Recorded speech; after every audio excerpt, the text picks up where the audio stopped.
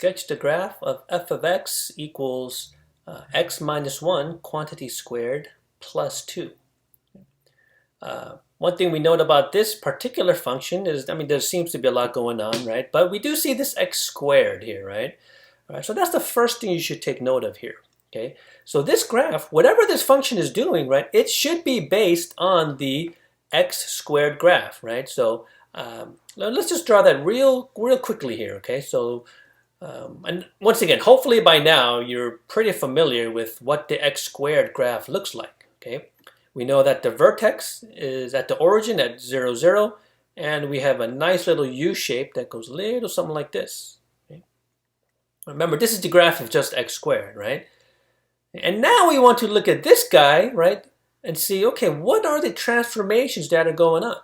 Okay, and first thing we notice is the minus 1, which is inside the parentheses here, and the plus 2, which is outside the parentheses. Okay, so these have to do with the horizontal and vertical shifting, okay? So we call it something like this, right? The x minus h plus k, okay? So h represents the horizontal shift, right? How is this graph moving in the x direction, okay? So h represents the horizontal shift. And then k here, right? That would represent any vertical shift, okay? But very important, note that this is a minus, right? We say that this minus sign is built into the function itself. So when we take a look at this value, right? If I ask you, what is the value of h here, right? Would you say that h is positive 1 or negative 1, right? And from this function, if we compare it, we can say that h is a positive 1, okay? Which means that we're going to shift this graph to the right 1 unit.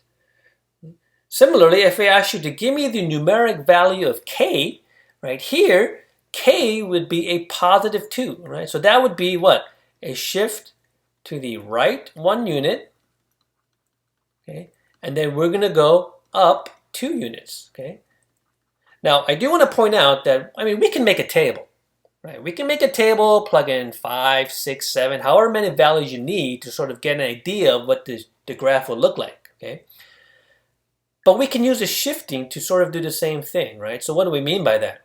Okay, well, we're going to take this point here, right, and shift it to the right 1 unit, and then shift it up 2 units. Okay. Similarly, every single point here, right, every single point, we can move it to the right 1 unit, okay, and then move it up 2 units. Okay. Every point can be shifted to the right 1 unit and up 2 units. So what should our final function look like? Okay. It's still going to be a U shape, right? And that's the key.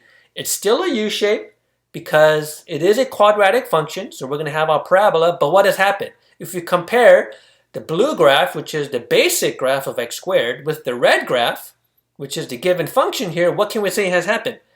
Where we can conclude that it has shifted to the right 1 unit and that it has shifted up 2 units.